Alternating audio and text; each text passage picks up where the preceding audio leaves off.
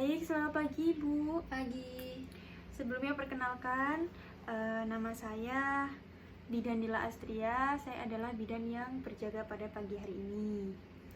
Nah, baik Ibu, tujuan saya datang hari ini adalah saya ingin melakukan pendidikan kesehatan ya Bu ya, terkait dengan penyakit infeksi menular seksual, yang mana penyakitnya adalah sifilis ya Bu ya. Nah, dimana saya nanti akan menjelaskan kepada ibu apa itu penyakit sifilis, bagaimana gejalanya, dan apa yang harus kita lakukan untuk mencegah terjadinya penyakit sifilis ya Bu.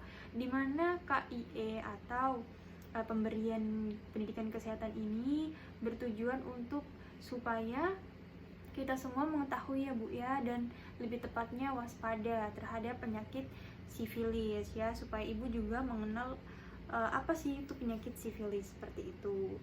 Apakah ibu bersedia? Iya, bersedia. Baik, kalau bersedia saya tinggal untuk menutup tirai terlebih dahulu ya Bu ya. Baik, kita cuci tangan dulu ya Bu ya. Cuci tangan 6 langkah. 1, 2, 3, 4, 5, 6. Tangan bersih, bebas kuman. Baik, sebelumnya saya akan mengisi identitas ibu ya Bu. Iya. Untuk namanya siapa Ibu? Lasmi, Lasmi. Umurnya berapa Bu? 24 tahun. 24 tahun ya Bu. Untuk jenis kelaminnya perempuan. Agamanya Bu? Islam, Islam. Suku bangsanya Ibu? suku Jawa. Jawa Indonesia ya Bu. Golongan Ya. darahnya? Oh, Oke, untuk status sudah menikah Ibu? sudah. Sudah. Alamatnya di mana Bu? Mojosongo. Untuk nomor telepon yang bisa dihubungi Bu? 081 321 321 787 787 845. 845. Oke, Bu, kalau boleh tahu sebelumnya apakah Ibu sudah pernah mencari tahu atau membaca referensi terkait dengan penyakit sifilis? Belum. Belum sama sekali, Bu. Iya. Baik, kalau begitu di sini saya nanti akan menjelaskan ya Bu ya.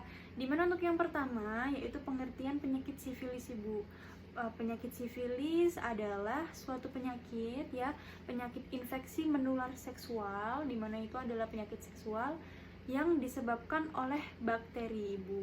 Dimana bakterinya adalah bakteri Treponema pallidum. Ini adalah salah satu parasit yang bisa menyebabkan penyakit yang serius ya Bu ya, dimana kita harus mewaspadainya.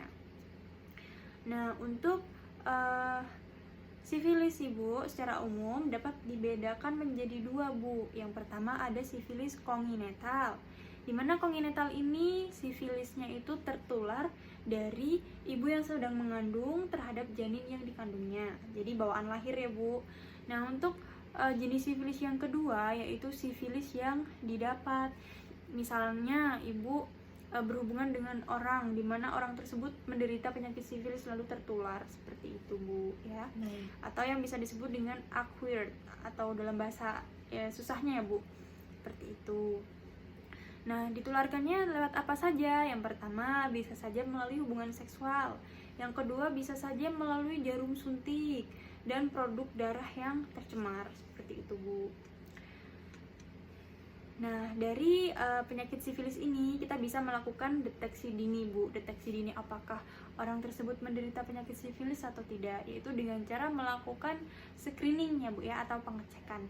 Dimana screening ini sendiri itu dilakukan dengan cara yang pertama pemeriksaan fisik dulu, lalu ada tes serologis. Nah, dimana pemeriksaan keduanya ini dilakukan kepada para ibu hamil, lalu para ibu melahirkan, lalu semua remaja seperti itu, dan juga pasien-pasien yang menderita penyakit infeksi menular seksual yang lain. Nah, lalu juga ada perempuan yang pernah mengalami keguguran atau bayi mati, itu juga dilakukan pemeriksaan sifilis. Nah, dimana untuk gejalanya sendiri Ibu, itu terdapat gejala sifilis primer dan gejala sifilis sekunder. Nah, lalu apa sih akibat yang ditimbulkan? Kenapa penyakit sifilis ini dibilang berbahaya? Nah, sifilis ini, Bu, bisa menyebabkan kondisi yang cukup parah, Bu. Dapat terjadi infeksi pada otak, lalu bisa terjadi kecacatan tubuh. Lalu pada populasi ibu hamil, kalau misalkan menderita sifilis, itu bisa berbahaya pada ibu terhadap janinnya karena bisa menular itu tadi, Bu, ya. Nah, lalu akan menyebabkan 67% kehamilan berakhir dengan abortus atau keguguran ya, Bu. Sangat bahaya sekali. Mulai dari keguguran lalu lahir mati seperti itu, atau infeksi neonatus atau sifilis kongenital tadi ya, Bu, seperti itu. Nah, lalu selanjutnya saya akan menjelaskan gimana sih caranya mencegah penyakit sifilis. Yang pertama, Ibu, mau diperhatikan ya. Yang pertama, tidak melakukan hubungan seksual sebelum menikah ya, Bu ya. Apalagi remaja-remaja sekarang rawan sekali terjadi pergaulan bebas ya. Karena ketika kita melakukan hubungan seksual di luar nikah, itu yang pertama, kita tidak pernah tahu ya orang tersebut riwayat kesehatannya seperti apa. Bisa saja kita tertular penyakitnya seperti itu. Beda lagi ketika orang dengan pasangannya sendiri menjelang menikah, itu biasanya dilakukan pemeriksaan kesehatan di puskesmas. Gunanya untuk apa? Untuk mendeteksi apabila terdapat penyakit menular seksual yang berbahaya seperti itu ya, Bu. Nah, untuk yang kedua yaitu saling setia kepada pasangan yang sah. Ibu kan sudah menikah nih ya. Nah, itu harus tetap setia kepada pasangannya, tidak boleh istilahnya seperti selingkuh, seperti lalu berhubungan dengan orang lain. Itu sangat berbahaya ya, Bu. Lalu yang ketiga yaitu menggunakan kondom apabila salah satu pasangan itu beresiko terkena infeksi menular seksual atau HIV/AIDS. Itu disarankan menggunakan kondom karena memang sifilis ini sendiri itu penularannya yang paling besar yaitu melalui hubungan seksual. Jadi ketika terjadi kontak langsung itu mudah sekali terjangkit seperti itu ya, Bu ya. Jadi harus menggunakan kondom. Nah, lalu menghindari pemakaian narkoba, Ibu. Kenapa? Apa hubungannya sifilis dengan narkoba? Karena narkoba ini sendiri itu kan narkotika ya, Bu ya, dan kawan-kawan. Nah, dimana ketika kita sudah kecanduan narkoba, itu sistem imunitas tubuh kita menurun ya, Bu. Bukan hanya rawan sifilis, namun banyak sekali resiko-resiko penyakit yang lain karena sistem imunitas tubuh kita kurang memadahi seperti itu, Bu. Baik.